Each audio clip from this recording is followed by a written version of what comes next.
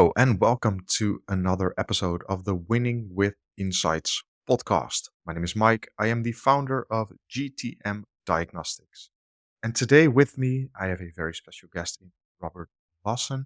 He is the co founder and CEO at Signalist.io, a platform that allows you to track sales signals that matter most. Robert, thank you so much for being present today and willing to share your story with our audience.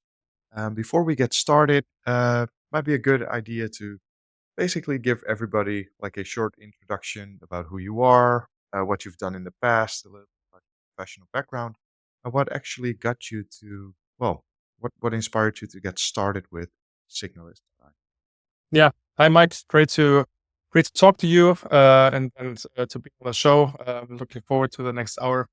So I founded or co-founded Signalist 2023 together with two other co-founders. I've worked a lot in B2B sales, marketing, biz dev. So I'm not a pure sales guy, but I've always been, let's say, commercial divisions a lot in the agency context, project work context, which I think is a bit different to classic SaaS companies. And when we founded Signalist, it was clear to us that process optimization and AI, of course, and workflows is something that we really will grow a lot. Initially, we validated a few different angles of where we want to focus, and because I came from a venture builder, or I was in a venture building company before, I basically applied what I had done before for others, for clients, now to our own startup. And we got pretty good feedback on our sales automation platform, our sales signal platform, and that evolved over time into Signalist. Awesome. So, when we are talking about like a platform that is tracking sales signals, like the first question that pops up into my mind is like, hey, who is this specifically for? And then we would call it like your ideal customer profile, your ICP. Well, Yeah, who, your ICP. yeah, yeah. I think obviously if you look at the two components, right, person and company, on the person side, it sometimes depends. I think obviously we're a lot in the sales departments or salespeople, sales leaders, founders sometimes. But we also have application in the marketing, B2B marketing space. So sometimes the topics that we're working on or our platforms used for reside in the marketing department. Company wise, we actually experienced last year that our ICP is broadening, which is good and bad at the same time, because it's great, obviously, because you have a greater market size, but it also makes it a little bit more difficult to focus. What we started with is that because I came from this background, and one of my co-founders also had an agency, a software agency, for a long time, is that we know the difficulties that, let's say, agencies, consultancies, service businesses have, because typically they don't have a large and strong and experienced sales team, but the sales is basically done through the founders, the managing directors, and senior people who are not necessarily salespeople and also don't have the time for that. So you always have this, um, you have to jump between sales and project work more or less, which makes it quite difficult. We focus a lot on event outreach actually as one part of the signals. And then we realized that many companies who actually go to events or exhibit at events have the same problem. So if you go to network events or conferences, fairs, whatever you call them, you typically want to get something out of it, right? In terms of sales, it's obviously opportunities, leads, but also other people go there for networking, looking at competitors.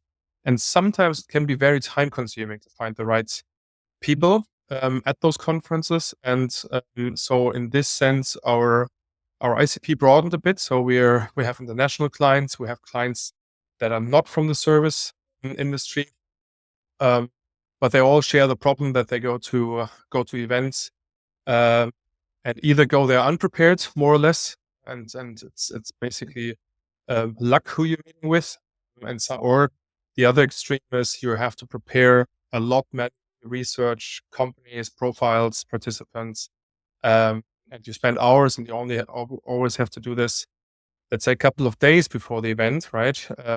And uh, and yeah, this is something we want to solve. So that's a very specific well use case when it comes to like the event outreach, making sure that you get the most out of a relatively expensive well day normally or a couple of days. Like sending people somewhere means that they're unable to do other things and they're away maybe in a hotel, which is so Yeah, getting the most out of that, like it makes total sense. Like, hey, you want to get like certain things. I've done this in the past as well. Went to an event and you're trying to like connect with decision makers in your target market or like specific people that might help you like get an introduction or etc. Um, but when we're talking about like a platform that is tracking sales signals, like are there what is like the your definition of some of like your own category? yeah, Curious about. yeah. I think maybe one step back. So when we started, I actually had the problem again that I said, "Oh, I'm going to this conference." Yeah, shit. Now I have to go through hours again through the working list. And my CTO said, "Well, that's not a problem. I can get this. I can scrape this, and we can basically run this against LinkedIn profiles." It's a little bit more complex than that, but this is basically how we start. And then one of our clients said, "This is amazing. We love it. But if you could tell us who's going to conferences, there's no networking app, that would be a game changer for us," which obviously makes sense, right? Yeah. And that's when we started to introduce two more signals. One, some conferences have actually very good LinkedIn events. Um, so if you go, for example, Online Marketing Rockstars in Hamburg, it's a big marketing conference. They, at least last year, didn't have a networking app, but they had a LinkedIn event of 4,000 people, which is a great source of potential participants that might go there.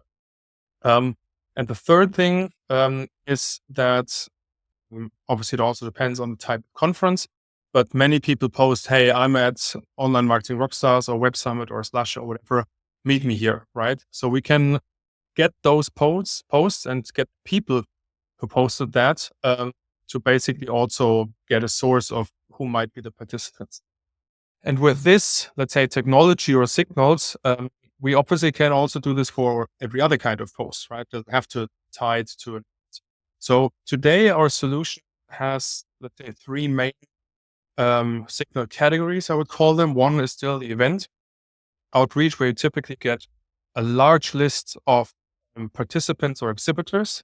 You want to do something with this. Content engagement, who is posting about stuff, who is liking, commenting, who is following posts, following profiles, company profiles.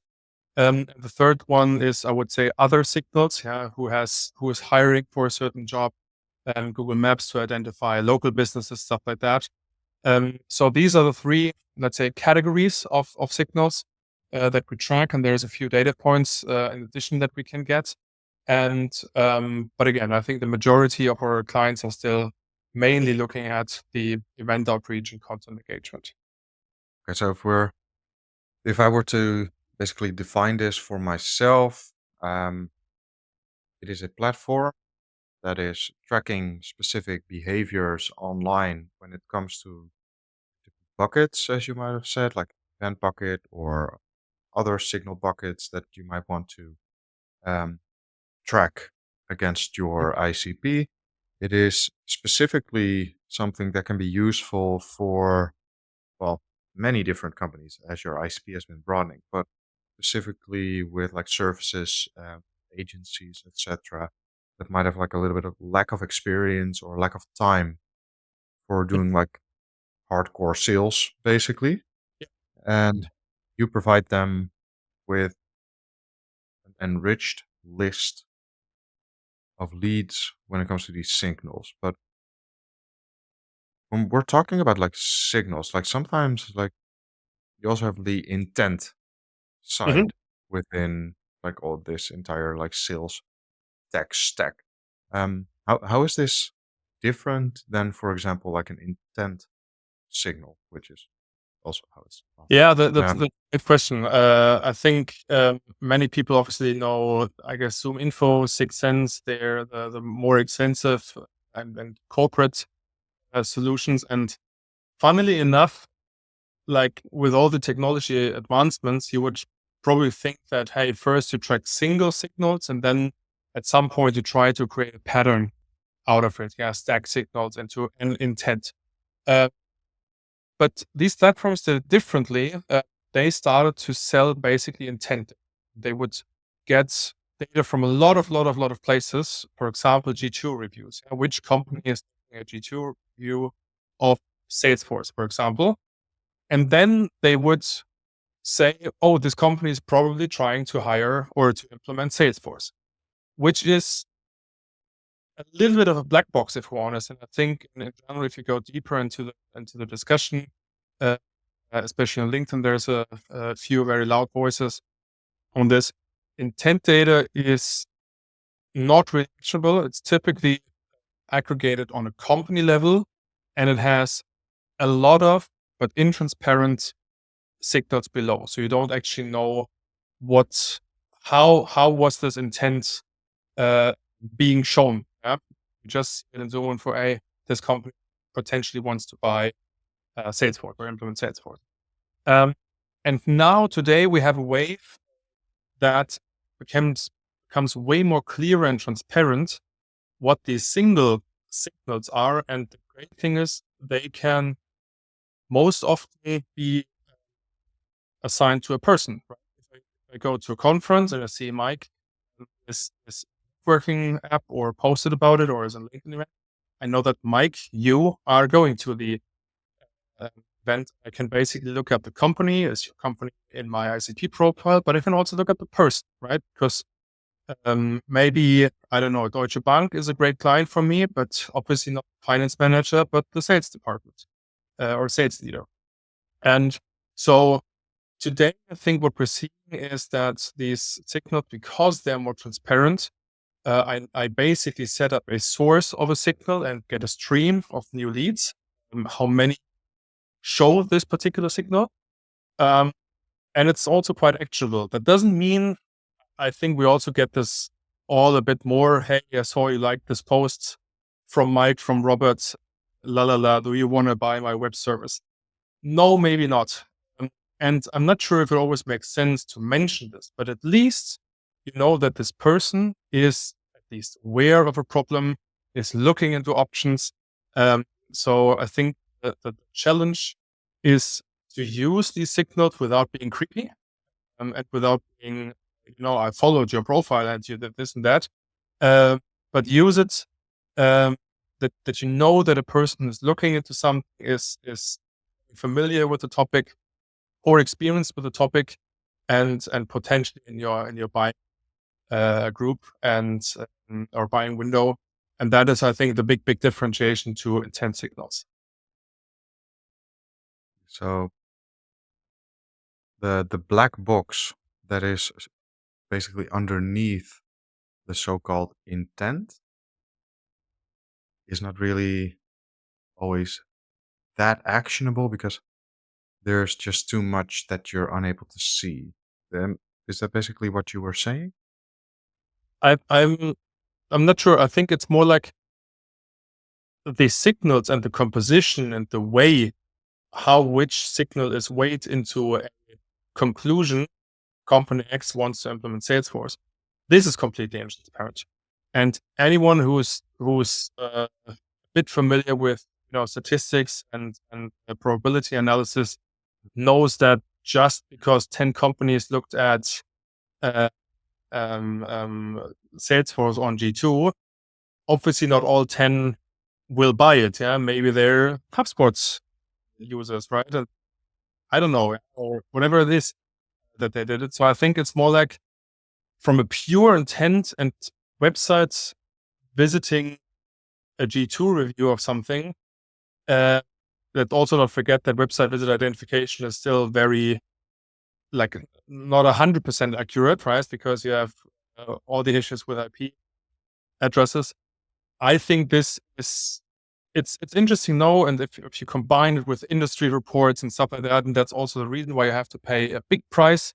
If you look for these intent signals, then sure, you can deduct some conclusions from this, but more or less, or most of the time that I speak with sales leaders, uh, yeah, they all tell me that it's really, really hard to prove the ROI of intent data.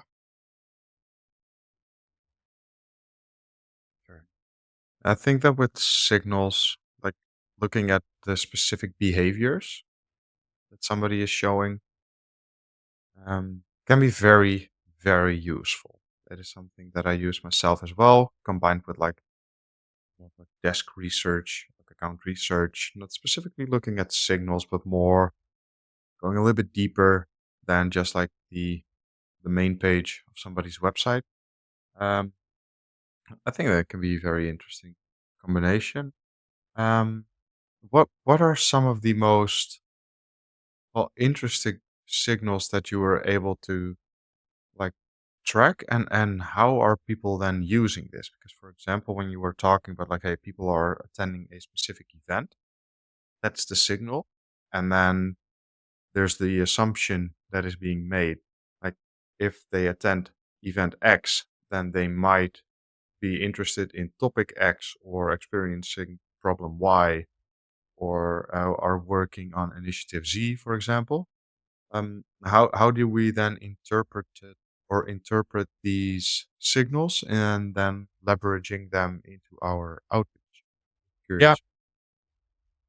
I think so. First, you have to, I think, understand the difference between, let's say, third-party signals and first-party signals. Let's take website visitors, right? Only you as website admin can see who has visited your website, and especially in the US with our B2B, Adam Robinson, who's very uh, um, um, talking a lot about this. It's a big hype in the US. In Europe, we have GDPR, so you only can reveal company website visitors, basically. It's a bit less of a topic. But so this is a signal that you can only see as a website admin. And the same applies to some certain LinkedIn motion. For example, who follows your profile, who follows your company profile. On the other hand, you have, let's say, third-party data and public data, who like stuff, who is hiring and stuff like that, what is on job boards and stuff like that. Technically, anyone can see this, be it manually or automated. So I think these signals are nice, but they are obviously public to everyone. Events are a little bit in between, right? Because it usually makes only sense to approach people, hey, I saw you going to conference X. If I'm also going, can also apply this tactic if you're not going. Yeah. But we see it less effective, obviously. Um, but typically, if you have a networking app, that's behind the login most of the time. So it's not necessarily first party signal, but it's something that only you can see after a login if you have purchased the thing. And what's interesting, I think, I mean, that this is probably going more of a philosophical direction with all these AI generated messages popping up.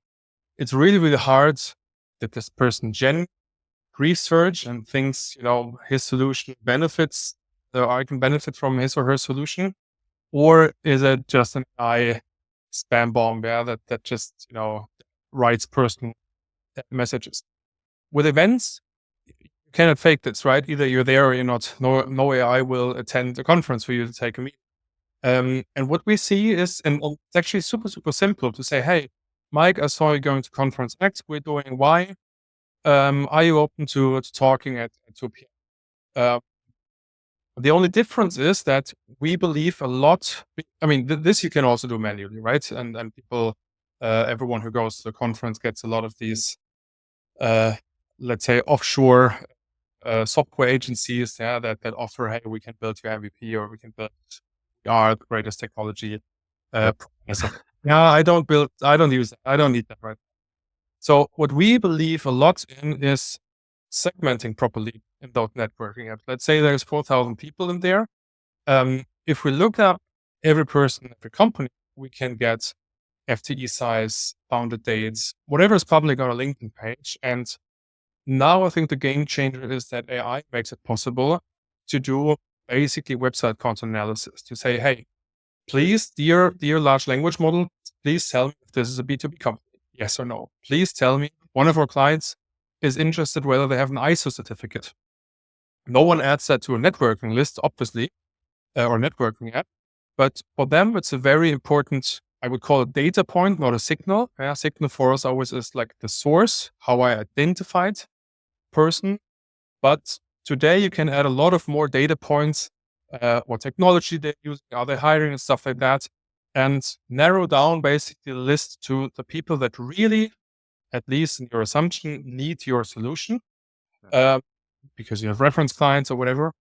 And we see really, really great conversion rates, sometimes between 5 to 25%. That was an outlier actually, but still we see sometimes conversion rates, meeting conversion rates, 10, 15%, because obviously people go to a conference to get to know new stuff. Yeah. Not everyone wants to buy and sign a contract right at the booth. Yeah. But at least you are more or less in a buying window, open to an opportunity. If my solution fits your company, and through these data points can try to identify whether you have a need right now.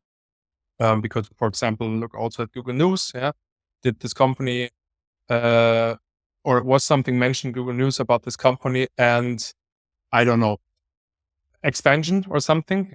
If that's relevant for my business or for my product, then it's something that's very, very useful. And again, I see very reduced research times and really high conversion rates when it comes to meetings booked at those events. And that's hard to replace with AI, I feel like. Yeah, definitely. So it's a combination again, right? So we identify the signal, and then basically we enrich to further segment, and then based on the segmentation, basically have like you can find your ideal customers or personas that are at a specific moment in time active on a specific place, aka an event. And then that would be like the list that you would try to get in contact with. And then you have to do something with your messaging to get them on board. Um, to be fair, like, isn't there like a lot of like people out there that are offering you lead lists from, hey, like, are you interested in all the participants from event X? Like, there, I've received so many of those. Yeah, that and So, to be honest, sometimes it makes it a bit difficult for us to how do we differentiate, uh, because obviously the result is a list, yeah, but I think it also depends on the quality.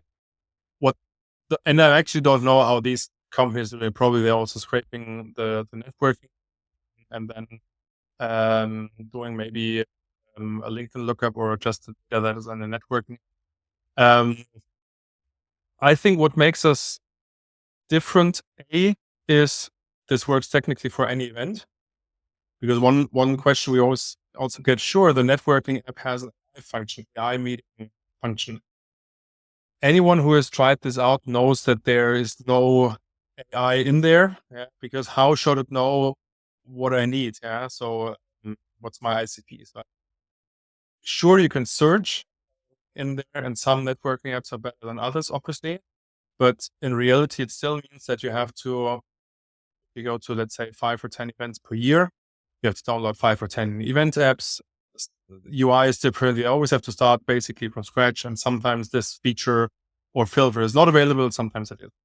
What we basically do is we take the data out from the networking apps or again, LinkedIn events and posts or exhibit lists for, let's say, any event. So you have a unified platform, and the core data, the LinkedIn profile, I think that's probably very similar to a participant list. Mm. The what makes it a bit different is two things, one or three maybe. One, we can apply more data points as you need them. What kind of technology are you using, etc. What we just spoke about.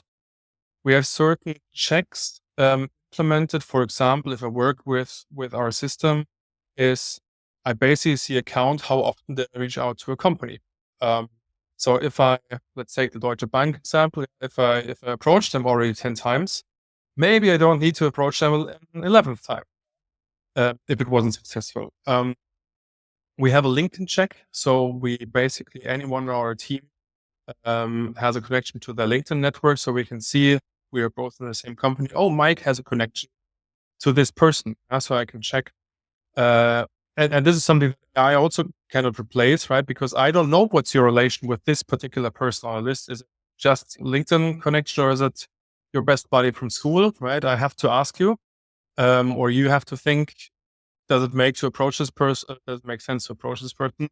The same with CRM check, blacklists. And so I think essentially what we want to build is not only the pure list, or we haven't built is not only the pure list, but logic that helps you almost automatically identify and research the leads and filter the way you need it, considering your past outreach, considering your client base, and so on and so forth. And I think this is a bit different than just selling Excel with 1,000 rows. Again, the starting point is similar, and the end result is similar, but I think in between there's a bit differentiation. I don't know if the end result is the same.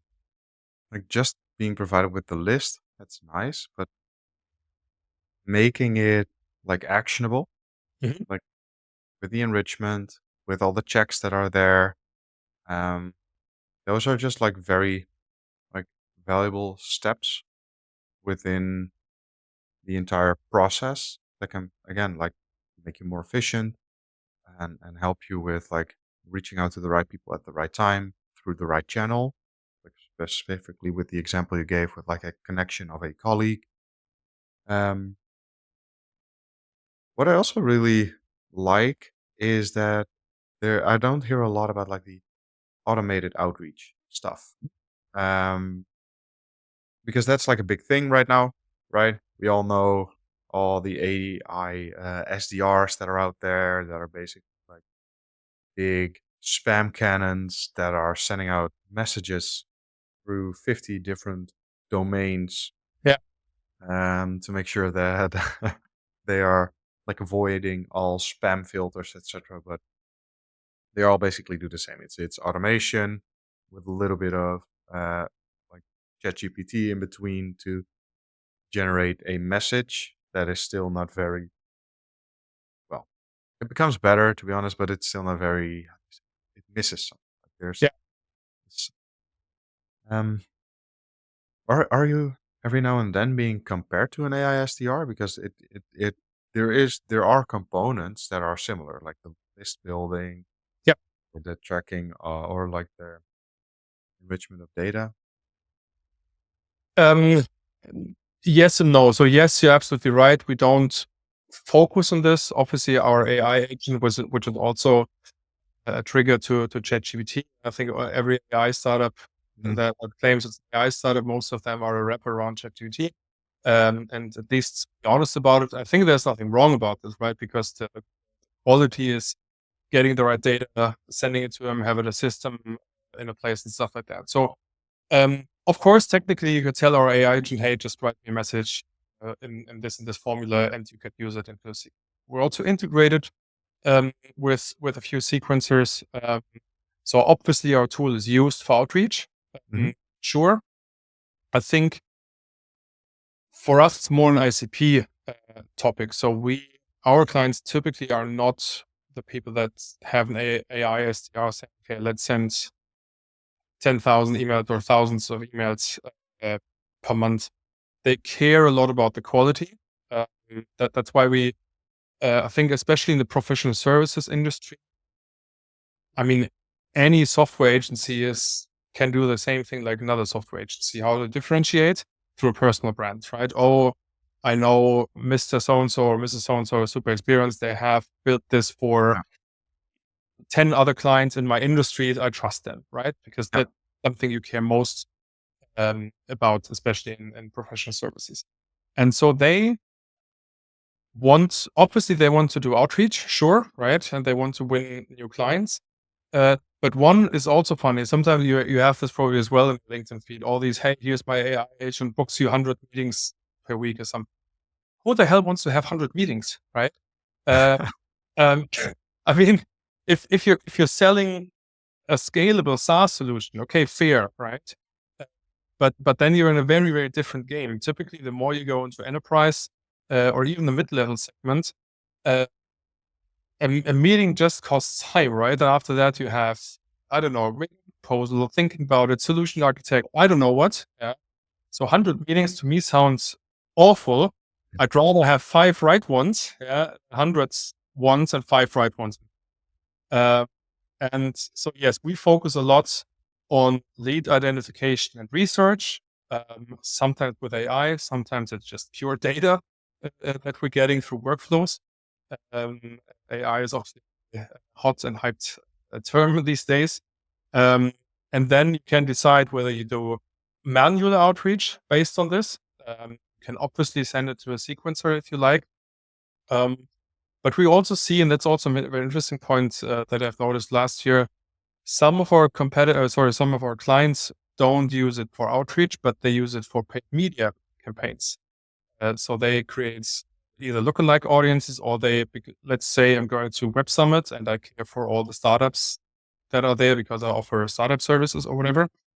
Um, Doing highly efficient targeting to those people, to those startup founders that go to Web Summit is something a LinkedIn filter, targeting cannot give you, right? And so this is an interesting play that we see.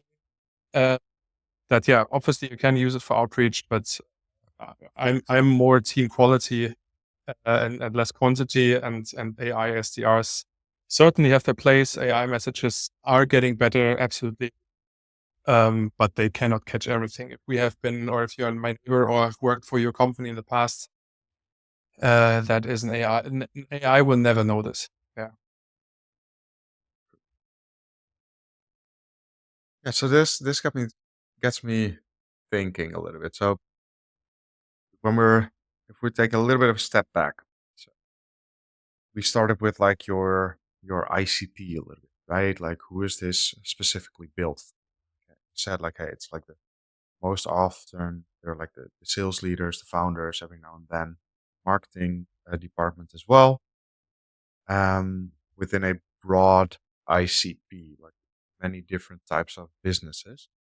Would you say that Signalist fits better with businesses that offer maybe a little bit more of a complex solution versus something that is basically high volume, like straight out of the box, just click and play, basically? I think it's a good question. I think so. One, I think it's very important to differentiate or divide between product business and service business, right? If you have a product business, let's say, I don't know if they're doing this, but let's say Canva, right? So you just sign up, you use the design tool, you're set, you can use it, right? There's no onboarding, there's no accounts, success account manager, whatever. So sure, in this case, if you do outreach or paid targeting, paid media and with targeting, uh, yes, you probably care a little bit less about um, the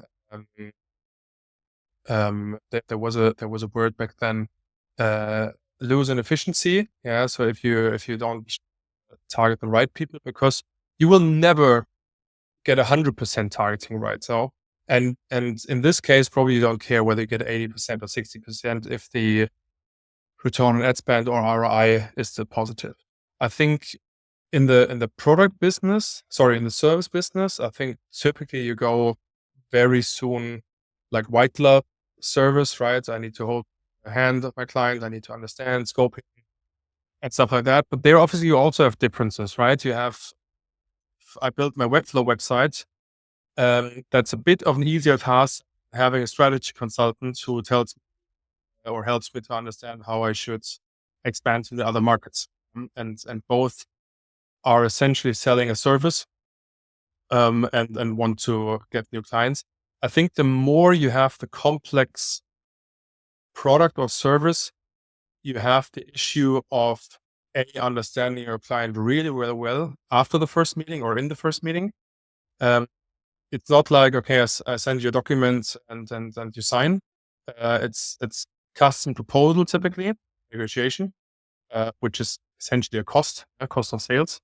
And lastly, you have a brand, right? You can only differentiate through a brand these days. And then I think, at least the most people we speak with, you want to avoid hurting your brand. And I think outreach can work really, really well if you do it smart and if you do it nicely. The more you act as a spam can, less it will grow your brand. Let's put it like this. Yeah. This is interesting because when we're looking at the problems basically that you're solving for, it isn't just um, like finding the right people to reach out to at the right time. There's this underlying quality issue when it comes to like doing cold outreach more often, um, which should basically build the brand instead of breaking it down. And I think a lot of people are very aware that this could be an issue that is hurting your business. Uh, yeah, I think that's a smart thing to take into consideration when you are looking into like scaling or becoming more efficient with your outreach.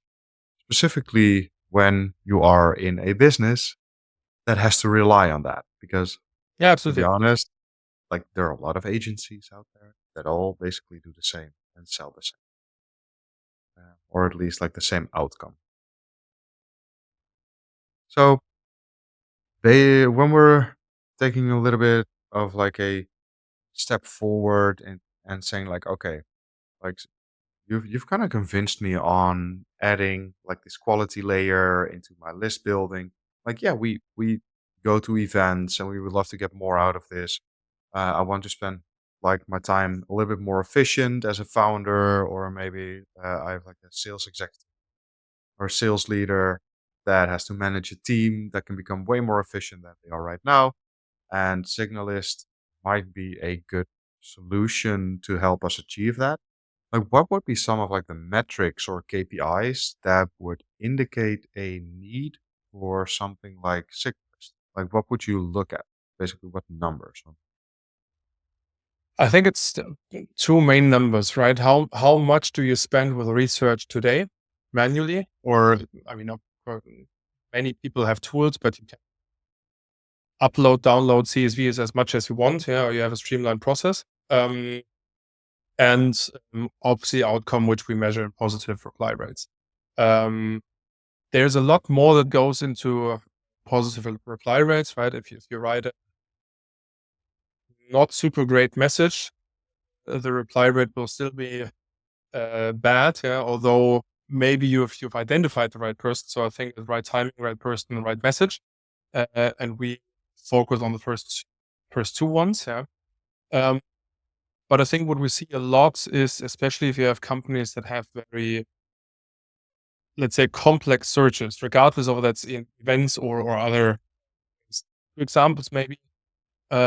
One of our clients is a regional agency. They want that companies basically expand into the region. And they told us that they research 20 to 60 hours per event. An event is probably the main motion for them. Researching on, let's say, a list of thousands exhibitors, where do they have locations? Because if they already have a location in my region, I don't need to reach out. If they are a small startup from, let's say, Korea, and they don't show any signs of expanding soon, I also don't need to reach out. This is again something that's not a networking app, and and this is something what we can look up easily to then help them interpret the data. Let's put it like this, right? Because they get a list of they have X locations in Germany, X in Europe, and so on and so forth. The second example is a bank that approached us, and they care about startups, winning startups as clients that have platform model. So let's take rent, for example. Yeah? They want to get Interesting. part of the money, so then the bank account of the startup grows and they make money on it. That's also something that's not written in a networking app, right? So you have to That's also not a filter in Zoom Info. probably not, yeah. So what do? You go to a startup conference, you get all the great startups, and you get all the CEOs and co-founders of 1-2 people startups that are definitely not in your ICP right now. Um, and if you do it right, you would have to research every website. Is this a startup that offers financial deposits, stuff like that? And this is something where I think AI is Yeah. really, really good at. If you tweak your prompt, um, basically apply it to the whole list that you filter out first, like every company below, let's say 3 FTE, yeah, because these are typically individuals, so not really a startup. You can see whether they have funding or stuff like that. But then, hey, dear AI, tell me, do they have a platform model? I define platform model as YZ. Please answer with yes and no. Yeah. And suddenly you make this list. I think we had this term before, actionable again, because okay, out of these 200 startups or 500 startups, let's take Web Summit, for example, there's thousands. Those 500 have the model that I care about. And then it's so much more easier to say, hey, we are a bank offering this and that to serve to startups, the best in this area. What you open to me, and I guarantee you the booking rate will be pretty decent. But what I can solve for you definitely doesn't apply to all the other startups. Yeah? If you're filtered and segmented the list properly, that's where we see an increase in reply rates. So it's basically like the numbers game would be focused specifically, I guess, on the number of qualified leads, in the sense that a qualified lead is somebody that is, well, that's of course based on ICP personas, etc. But then it goes a little bit further than just industry, company size, Mhm. etc. Where you can really have maybe like a couple of levels deeper, um, well, filtering, if you want to call it like this, Sure. which is like a very smart way of using AI, Mhm. by basically scraping the web to find out more about said business. Um, and then combining that afterwards. So that's like number of leads, and then looking into like conversion rate towards like first meeting booked, Mhm. and then that's where your like the conversion rate is where like the quality signals, etc., come into play to basically up level your communication and like the timing of the communication, Yeah. right? So that's really top of funnel. I would say, based on the examples that you've given. Would that be Maybe like a good definition? yes, but we stop at least our product stops at sending out the email or LinkedIn message. So we integrate. So we obviously, when we speak to our clients and after onboarding customer success, we care about, you know, basically what's your ROI, and then obviously how many positive replies you get is an important metric to them, but also to us. And then to tweak basically their filters accordingly. Um, you said an interesting point. It's top of funnel. Yes, to some degree, because we have two main applications in our or modules in our platform. One is what we call the list builder, what we spoke Hmm. about right now, and the second one is the profile tracker. Um, list builder is basically I want to identify people at companies, signal based for the first time. Let's say it like this. Profile tracker is let's track companies on an ongoing basis and signals of companies on an ongoing basis. And companies can obviously consist of 1 to n people, but they're grouped to one company level. And all the signals that we just spoke about, the AI agent, do they offer this platform model, or what technology are they using, or are they hiring, stuff like that? We can basically add all of these, and every signal gets a certain frequency.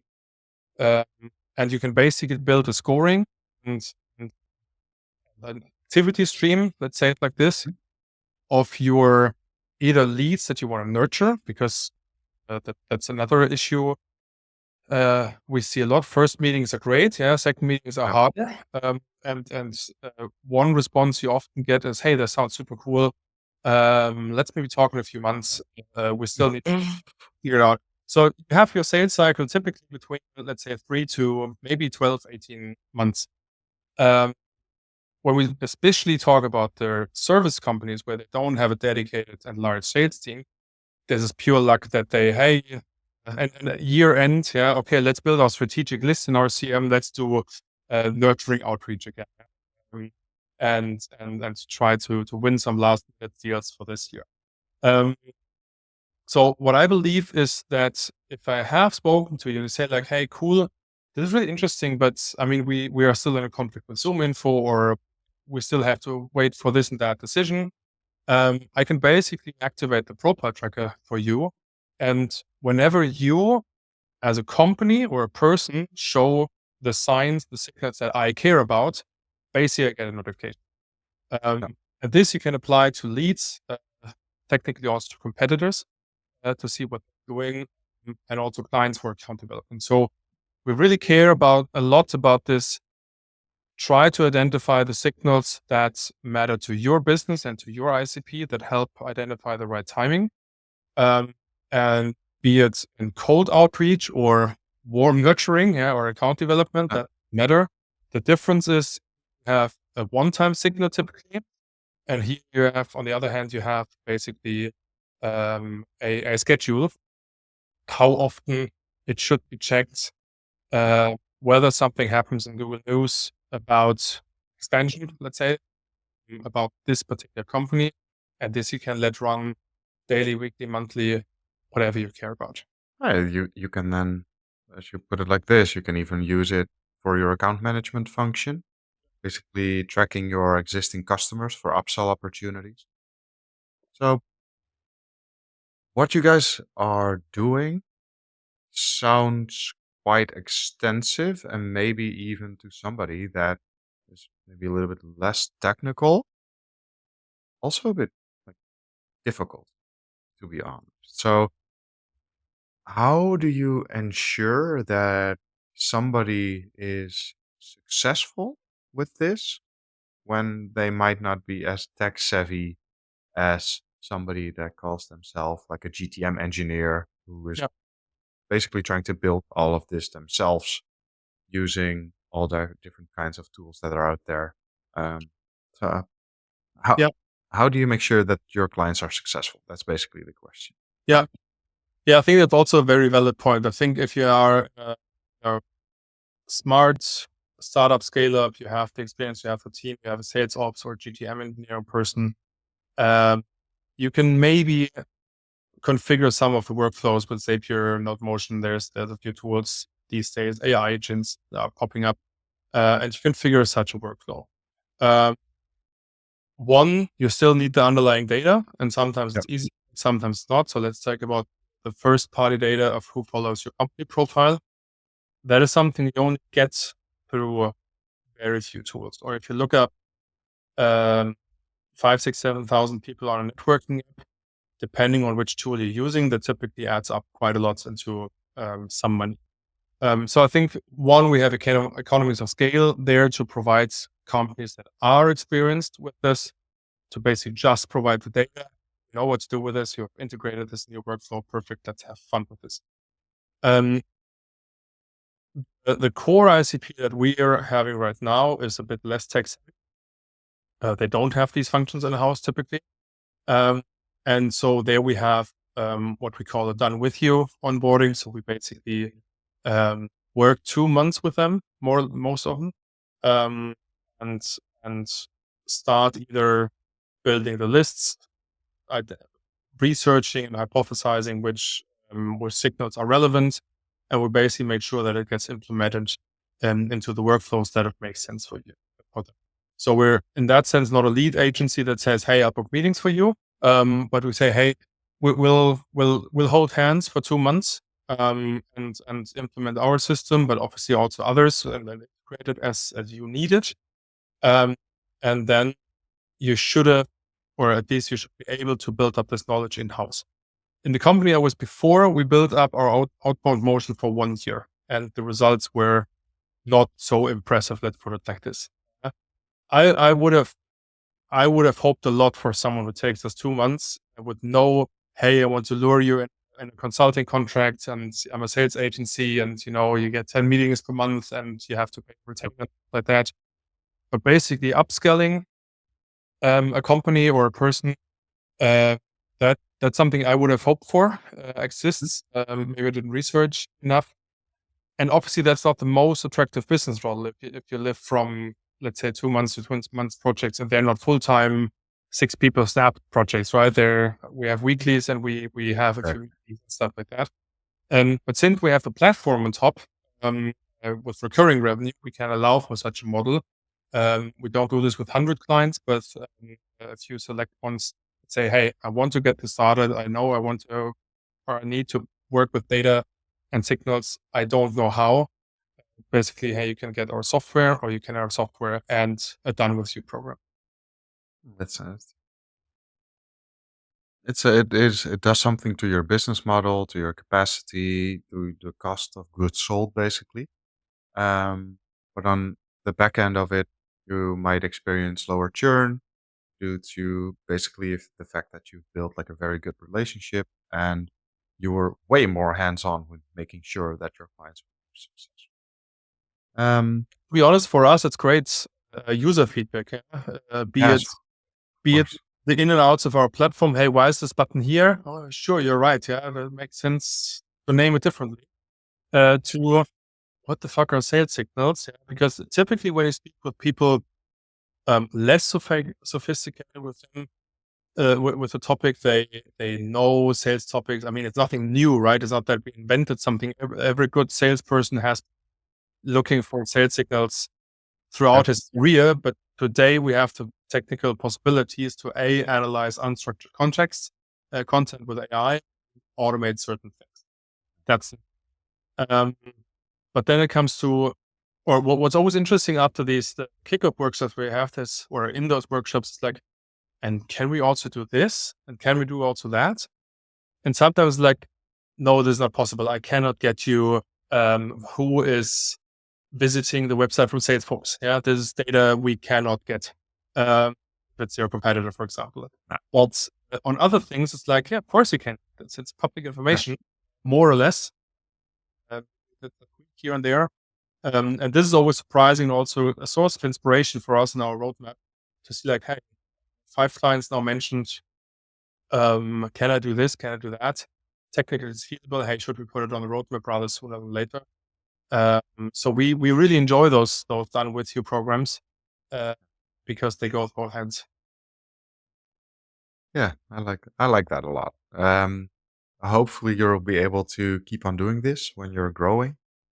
Um, but it's a smart way because you're basically getting paid to do your own research. Yeah, they get something as well. Yeah, it's not like that Yeah, we. yeah. No, it's a lot of value, of course, in making Yeah, sure that they're successful with using the product. But there's also like this thing for yourself where you're making absolutely. sure. Yeah. So once you've basically have this up and running and things are moving into the right direction, what else becomes basically like possible when you've implemented Signalist like successfully? Like what like the future state ideally look like for some of the clients? That's a very good question. Um, so the vision for us, and I mean, you should always have a vision that's almost impossible to achieve, but at least the platform vision is to basically create recurring and one-time lists based on signals that you don't do the research, and this is possible already today. Be it your clients, be it new leads and stuff like that. I think um, we just spoke a little bit about the nurturing part, right? So, hey, we spoke 3 months ago, and or let's say we spoke 6 months ago about topic X. I see now you're hiring. Maybe it's a good time to reconnect. La la la. There's a lot of context and underlying data in such a message, right? You have to understand past talks, past email, LinkedIn exchange, the signal. Obviously, this is what we have already.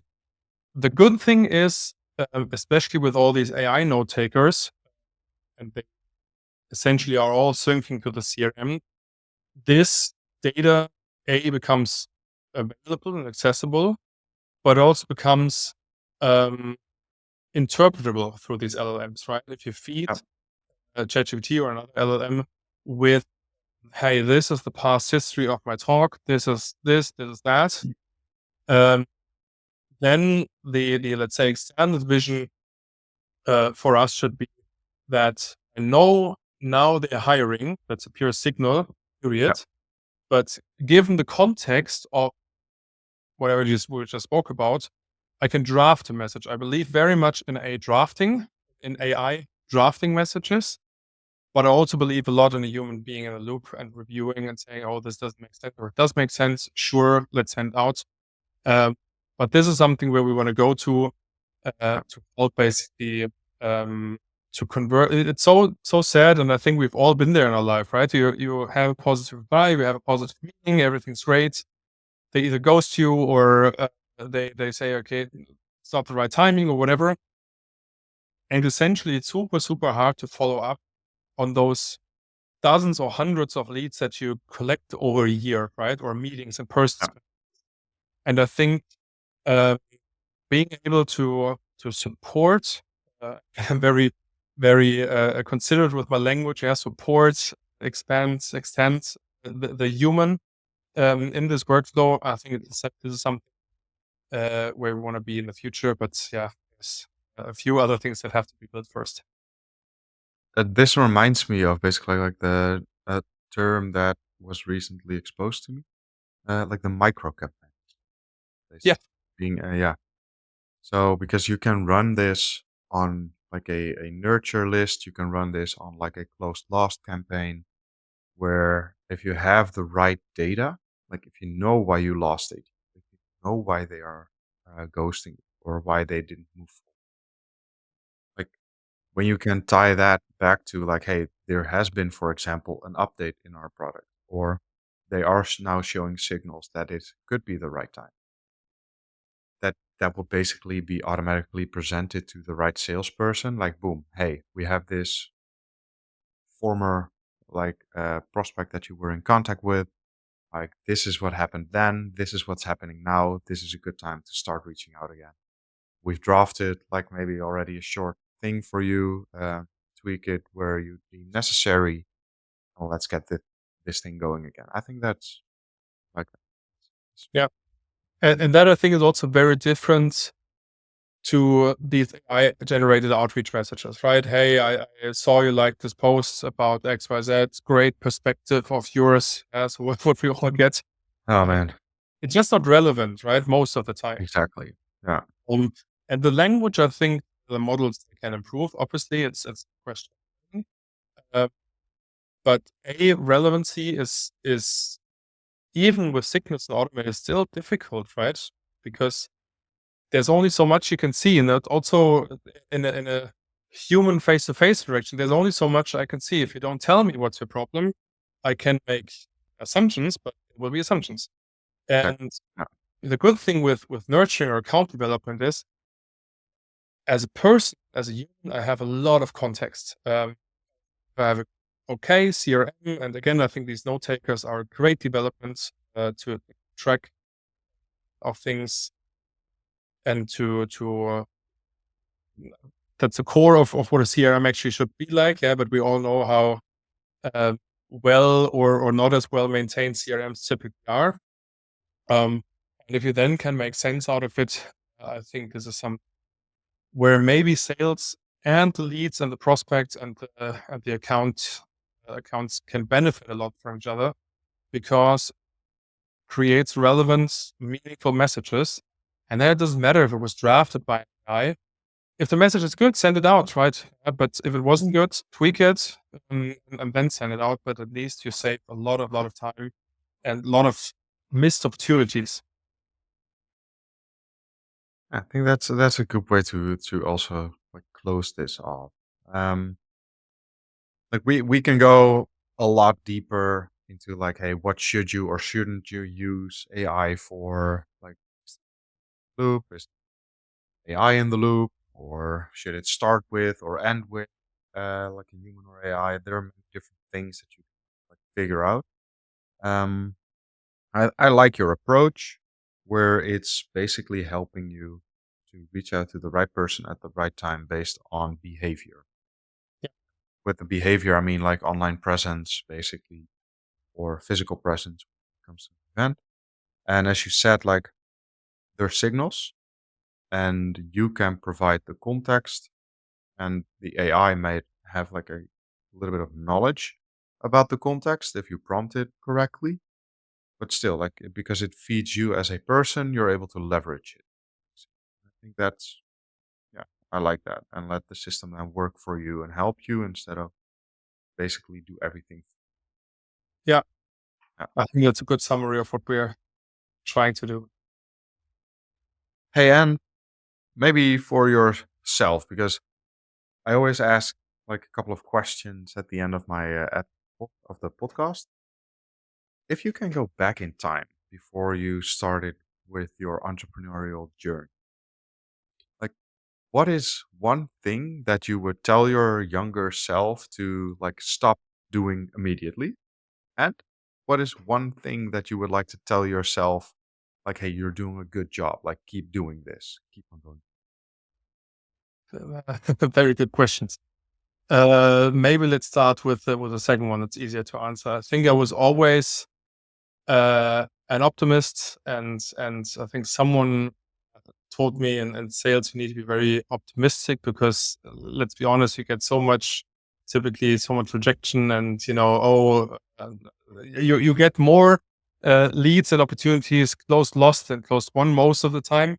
And being optimistic, and not stupid optimistic, but like in general optimistic, is something that I would say I am. I always was, and I hope I will always be.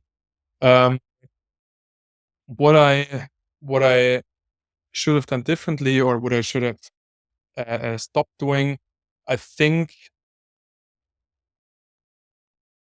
I think it's probably something that's related to experience, right? And you just can experience takes time, right? And years. Um, to really put yourself in the shoe of the the other, and that can be a colleague, that can be clients, that can be a lead, to understand what really solves their problem, what do they want to achieve in a genuine way, right? That's something um, I think took me a while to figure this out. That this is not only a nice trait, but also helps you in business a lot. Uh, but at the same time, I think you have to make these experience what works and what doesn't, and reflect a lot. Uh, Typically, I didn't do this last year, but like every year at the end of the year, I look back at the year what went super well and what went not as well, and try to compare it with the year before. And also, whenever I changed jobs, for example, I looked at, okay, what was the one good thing that I did then? What was the one not so good thing that I would have changed?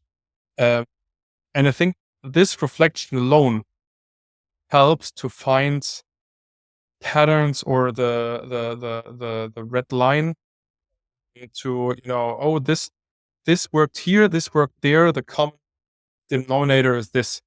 Um, so yeah, if you know a way how to fast forward this, yeah, then uh, my younger self would have appreciated your younger self telling me. But yeah, in hindsight, uh, maybe this is something I could have realized sometimes a bit earlier. I can align with that one. But would you say was is it more of like um don't rely too much on your own assumptions or being more present in well, or is like I think it's a bit different. It's more like like internally, um, because even if sales closes a deal, not only sales is responsible for it, right? Even legal and the developers and whatever, everyone is responsible for closing customers. But it's not a very sales is getting celebrated, quota and whatever. And I always care a lot that the people behind the scenes are also getting credit, whether they were actively or inactively. involved. But then it turns into, let's say, product roadmap, right? Uh, and the product person says, "Oh, we're going to build this," and then sales he says, "Fuck, I need this feature. This is super important. 5 of my clients, la la la, want this." And acknowledging that the other person doesn't do this out of a bad mood, but has their own good assumptions uh, and good ideas and good reasons why to put something on a roadmap or not, or at least having the strategy. I think this is something that especially in sales, because we speak with the clients, right? We speak with the market, we hear the market, but that's not everything, and we only speak with a portion of a market, right? Uh, so that I think it's more on the internal level, on the external level, with clients and leads and prospects. uh, it's yes, don't jump too fast to conclusions. Obviously, have to. And I had a very very good technical pre-sales guy I was doing a lot of calls with, and he was phenomenal for a tech person, not only because he was very good on technical level, but also very very, very good business acumen. And when the client would say, "Yeah, we want to build this product, yeah, or we want to build this feature, how much does it cost?" He would always say, "What's the underlying goal they want to achieve? Is it, let's say, funding? Yeah, they in 12 to 18 months they will have the next funding round. That means they need to have show traction. They need to get 1,000 clients, and then we can ask the question: does this feature help you win 1,000 clients? Yes or no?" And it's a very very interesting approach to turn a scoping request basically from the client to, okay, what's the underlying goal you actually want to achieve? And this is harder than it sounds, but I was always impressed by this person and his approach to Uh, meeting. It's the question behind the question, like the five Exactly. whys. Yeah. Yeah.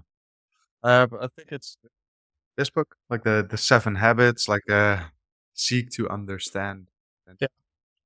like, hey, Robert, thank you so much for sharing your story. I think it's really interesting what you guys are doing with Sigmalist. It Thanks for is. I, yeah. I believe. I believe it's like the proper use also of AI within your go-to-market engine strategy.